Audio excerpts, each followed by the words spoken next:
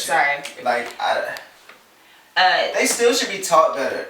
If I go to college, I'm not fuck peer pressure. Like, I'm not raping nobody just because I'm pressured by my frat brothers or this is cool. Like, that shit's not cool, B. Like, and then how do you even mention that in a braggadocious way? How do you even be comfortable with that? I don't know if they can change. I don't even know what rules you can set to change that. I think it's more physiological. I think it's deeper than that. I feel like, you know, the main thing about rape culture is like the idea that like no doesn't mean no. The idea that women don't know what they want.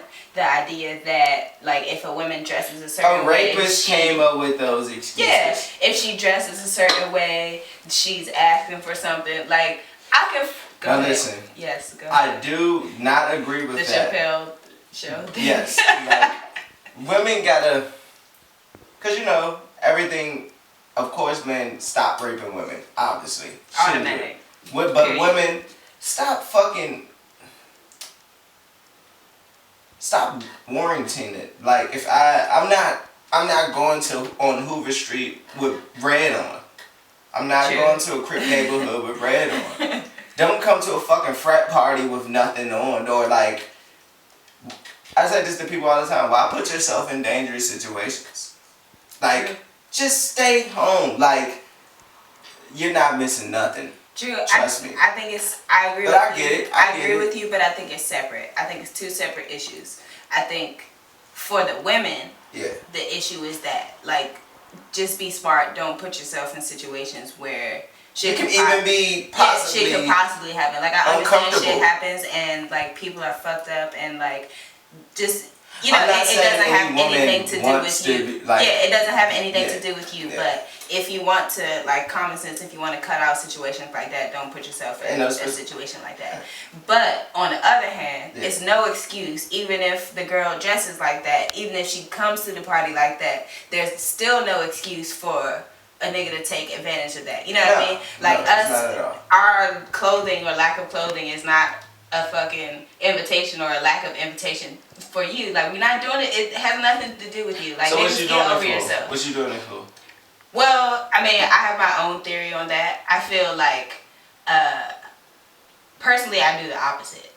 I do the opposite because you weed out the like superficial niggas. But I feel like most women do it because it's this level of like you want to feel wanted, but you don't want to be raped. Yeah, like you know what I mean. Like it's a level like she wanted to get like some extra eyes or like stand out from her other female peers, but like she didn't want to get raped just because she wore a shorter skirt. You know what I mean? Yeah. I think that's the fucked up part, or like that is somehow your fault.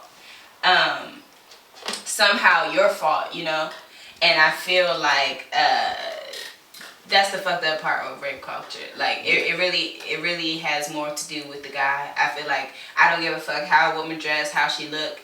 I don't care about none of that. But I did read this article about this guy. He was convicted for rape, and they interviewed him about what they feel like what rapists look for in women. And I'm just sharing this for women, just so you can be aware. But one thing is like looking shy. If you avoid men's eye contact, you're less likely to fight. If you wear a ponytail, it's easier to grab and put you wherever they want you. If you like being parked beside like an opportunistic van, you know what I mean? Like if there's a white van beside your car, check check under your car, check all that stuff. Another thing was what was it? Not necessarily revealing clothes, but clothes that are easily ripped off. Like if you have like a sundress. Isn't it like all women clothes? Basically, which is fucked up. Just but guy clothes, woman. But yeah, shit like that. The guy was like, "That's what we look for." But just keep that in mind. That's just thanks, LaTonya, for the helping the woman. The PSA. Don't get raped. Don't get raped. PSA. Protect yourself at all times. That's fucked up. We shouldn't be making jokes about that. It's fucked up that we have to fucking do that, but it's real. It is real. Be aware. It's very real. I don't trust nobody. She don't at all. And I always she talks feel to like strangers a lot. Didn't your mother teach you that? Isn't okay, the see, first this is my thing. I think that all strangers, right? All like dangerous strangers or whatever, like dangerous strangers. And listen.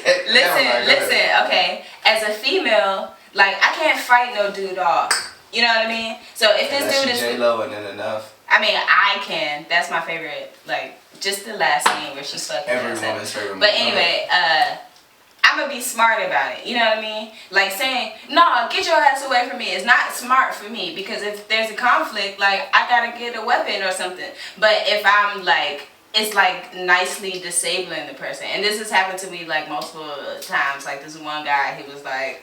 This was the other day at the liquor store, and he was like, you know, I could tell he was like low key heckling everybody, and I accidentally like caught eyes with him, and he was like, I always do that. I know, accident.